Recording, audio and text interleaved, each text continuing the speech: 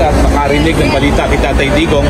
So first question is, kamusta po si Tatay Digong in your visit today? So, okay, hello! Very beautiful. So, manahid lang ko na I will make this medyo short today since I am yet to get breakfast like I told them kanina and napagpaghaton. But for the visit today, it went very light. There were lots of laughs today as compared to the other days. Maybe because nung first day, medyo alam mo na baguhan kasi we haven't seen each other in like a couple of months, so it was emotional the first time. But this visit was quite light. We were laughing the whole time, and there was even this moment where he grabbed the microphone sa mga nakikinig and he told them in Bisaya na ito pakinggan nyo, tawa kami ng tawa. Kaya ayun, so it was a light visit and he's okay. Today I was able to bring him snacks because to make up for my forgetfulness yesterday, I was able to bring him his favorites. Ayun, actually may hawak ako na Coke Zero kanina, it's in the car. But I got him his favorite nacho cheese Doritos, caramel waffles, sa isang Coke Zero and Gatorade. Kaso, he was able to finish the Gatorade, pero yung Coke Zero, hindi na naubos. So, ako yung nagdala ngayon. Ayun, he kept asking today about my mother, and of course, I reassured him na we're doing everything we can, and that she is okay, she is well. Of course, she misses him, they message each other. But ayun, sadly we have to cope up with the situation. And ayun, yung may pinaabot lang siyang message to my mom na you and only you daw. So baka magalit yung mom ko pag hindi naman, pero ayun, he just wants to reassure my mom because he knows that she is in a lot of agony pag hindi niya nakikita yung dad ko. Syempre, they've been together for so many decades already. So of course, they're used to each other's company. And ayun naman, yung ibang kwento namin is about the people here outside. So I was able to talk about everyone, his supporters who wait every day outside. And he asked kung ilan ba today. Sabi ko, I'm not sure, but I did see a few a while ago before I went in. And so, at least now, may kwento ako para sa next visit ko na medyo madami kayo dito. So, masasabi ko yun sa kanya because he was smiling about it. And kunento ko sa kanya na sometimes, especially in the Philippines, nilalapitan ako ng mga babae na medyo kaedad niya or may edad na umiiyak sa akin, Kitty, kailan ba lalabas yung papa mo? Miss na miss ko na siya. Ayun, parang kinilig naman siya doon. He was happy to hear it, and ayun, he's happy to know that you're still showing up, you're still here to love and support, and just be there through this very overwhelming and challenging journey of yours. Pero may napag-usapan kayo about current events in the Philippines? That was nagkausap sila ni VP on the phone, so I left it to VP. So, VP was able to read him the newspaper, and ako naman yung sa usual, family matters. Kasi ang dami niyang tanong usually. Ngayon, napag-usapan namin si Mira na ayaw pumasok, medyo matigas yung ulo. We had a hard time with that today.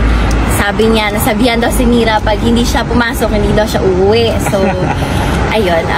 And then we just went back and forth about every single member of the family. Kinamusta niya, kamusta si Pulong, tapos Inday Sara na naman, Sebastian, and then me.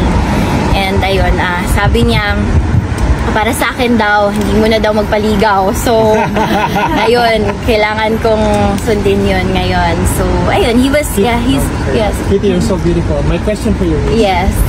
Before kasi nakita ko, wait. Alam ko may picture tayo dati. Ang ganda natin dalawa dun. Tanong ko lang sa'yo, kasi alam ka ni former president, may tatlong ang billboard. One is the biggest in the country. Yes, he actually memorizes where they're located. Yung mga billboards na yun. So, sometimes, kamusta niyo yung billboard mo dun sa ganito, sa location na yan? Okay naman, nandun pa rin. And I do send him pictures of it, all of them also. And minsan tanong niya pa, kailan ba yan madagdagan? Sabi ko,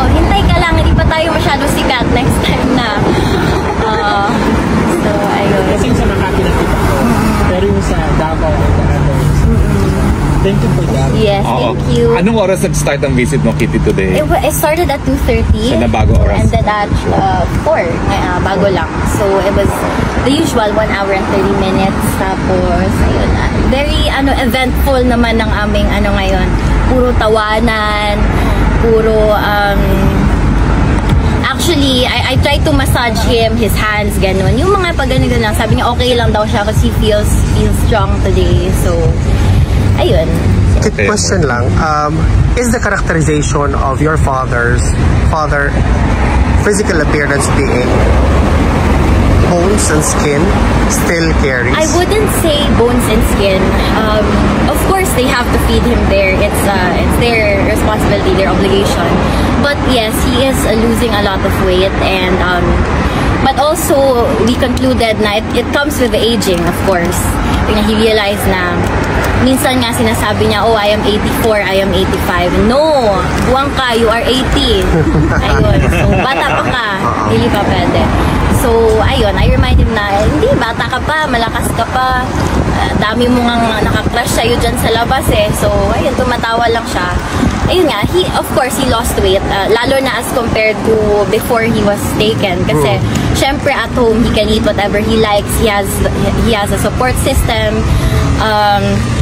And ayun, of course, when you're in a place you don't belong to, it comes with the emotional and the mental and the physical distress. So, anyone would understand kung bakit pumapayat siya. Correct. He doesn't have the appetite. But he does eat. He does eat. Ikaw, Kitty, have you recovered from the trauma in Villanueva Air Base? Ako, yes naman, I would say. Kasi, it really came with the kind of upbringing both of my parents gave to me. Kasi, my mother's very tough. She's a disciplinarian, very authoritative. My father, he's very gentle. Kung sa atin pa, konsentidor. Pero I think that certain dynamic that they created really molded me into, who I am today and, what I'm capable of taking in. Just to So, follow, I am okay. Just to follow up on my previous question, Kitty, can you share to us the activities that your father is doing there, like walking perhaps, or whatever, and any other activities? Ito kasi siya, minsan ayaw magsabi ng totoo. So, sometimes I have to ask the guards inside. But as of what I've heard, there are times that he does walk around. Like I always remind him, uy, pag bilad dira sa init, kay para na sa imong muscles o sa imong buko, kailangan maglakaw-lakaw ka, kailangan malihok mo imong lawas. So, sometimes, sundo niya, sometimes dili, he's a really stubborn guy. So, it really just depends on what his mood is for the day. He does walk around sometimes, he does read sometimes, he watches different channels sometimes, and he can't use the laptop because he isn't techie at all and he doesn't know how to use it. But ayun, TV, lakad, and yun, talking to us on calls. Just one last question. You mentioned before that he's looking out by the window, thinking if may tao pa ba sa labas. Can he see the people outside, or is it up? No, he can't. Okay, that's... Parang alam mo kung muni-muni niya, Correct, ganon. okay. When parang, well, I think all of us naman, in our solace sometimes, we get too deep into our thinking. So, just the same with him inside, napapaisip siya palagi. He thinks of the family, he thinks of everyone, the supporters, and sometimes he would even joke around na, uy, ako din, I was looking by the window last night, I was talking to you, did you hear? Tapos sabi niya, oh, narinig ko, nag-reply nga ako, parang ganun. So, he's still the same joker, a very humorous person, and ayun, ang sabi niya, do not worry about him daw, kasi sanay siyang mag-adapt to what life brings. He's used to dealing with whatever cards he's given. So, yan yung sabi niya. Thank you, Kit. Alam ko gutom na siya, no? May question ka, go. Taga Davao, go. Hello, ma'am. Yes, sir. Oo, sir. Any plan for 2028? Sino? Ako? Hindi, secret. Madami akong plano para sa sarili ko Hello, muna. reverse is not the right word. Sorry? When you will come. Yes. Ayun, it's not my time yet, and my